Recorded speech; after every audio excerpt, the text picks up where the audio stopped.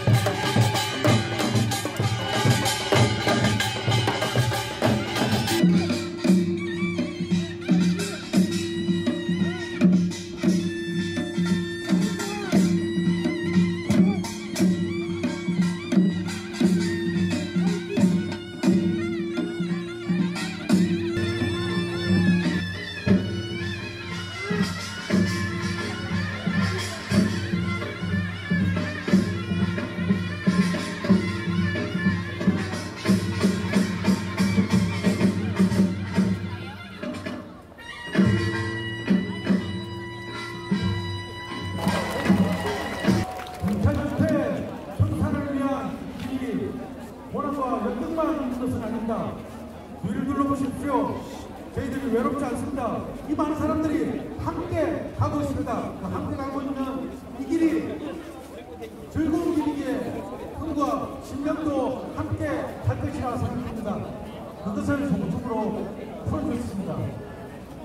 구호하라 외치겠습니다. 국민의 요구다. 검찰 적폐 청산하자.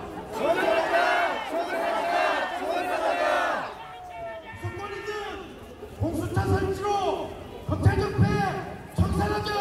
청산하자! 청산하자! 청산하자!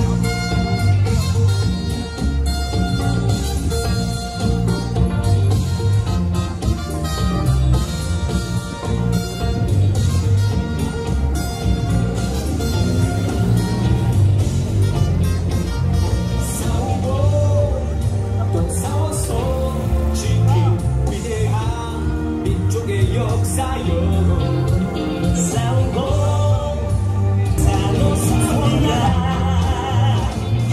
역사를 잊은 민족에게 미래는 없다 역사를 잊은 민족에게 미래는 없다 어제가 없는 오늘이 있을 수 없듯이 역사를 잊은 민족에게 미래는 없다 역사를 잊은 민족에게 미래는 없다 역사를 잊은 민족에게 미래는 없다 어제가 없는 오늘이 있을 수 없듯이 역사를 잊은 민족에게 미래는 없다.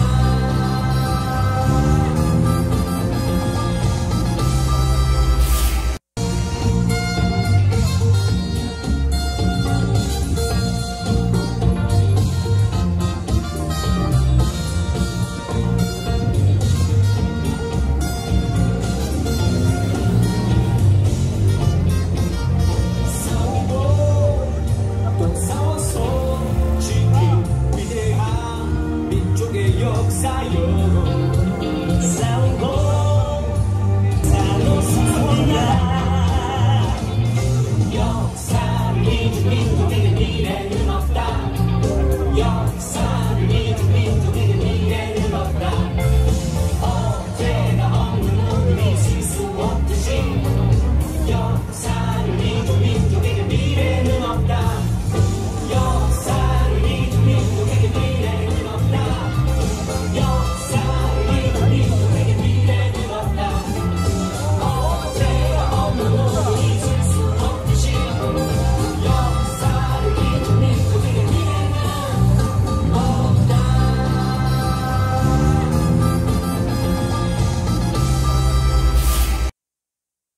분단 체제로 이어졌고 친일 분단 적폐 기득권이 만들어졌다면서 이 친일 분단 기득권 적폐와 천명대 돌격대 역할을 한 것이 바로 검찰이었다고 했습니다. 이번 기회에 꼭 검찰개혁을 이루어야 한다고 강조했습니다.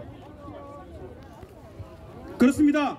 우리는 여기에 아마 조금은 다른 동기를 가지고 이 자리에 모였는지도 모릅니다. 그러나 가슴 깊이 끓어오르는 정치검찰, 적폐검찰에 대한 분노와 울분은 우리를 여기에 모이게 만든 공통 분모입니다. 이승만 정권이 경찰을 앞세워 국민의 저항을 짓밟고 독재를 했습니다. 박정희, 전두환 군부 독재는 군대를 동원해 국민의 저항을 감시 통제했다면 87년 6월 항쟁 이후 적폐 세력들은 검찰에게 권력을 집중시키고 나머지 권력기관이 검찰의 지휘를 받는 질서를 만들어서 국민 위에 군림하고 국민을 억압 통제하였습니다. 과거 정치군부의 위치를 현재 정치검찰이 차고 앉아 있는 것입니다. 역대 검찰은 적폐 세력이 정권을 잡았을 때에는 살아있는 권력을 중기한 역할을 했습니다. 정권에 반대하거나 저항하는 정치인과 시민들을 잡아가두고 적폐 정권의 품에 안겨 권력을 유지하고 기득권을 누려왔습니다. 민주정부가 들어섰을 땐 권력의 눈치를 보면서 때론 정권에 저항하는 방법으로 그들의 기득권을 유지해 왔습니다. 정치 개입, 수사권, 기소권 남용, 인권 침해, 권력의 줄대기는 정치검찰의 생존 방식이었습니다.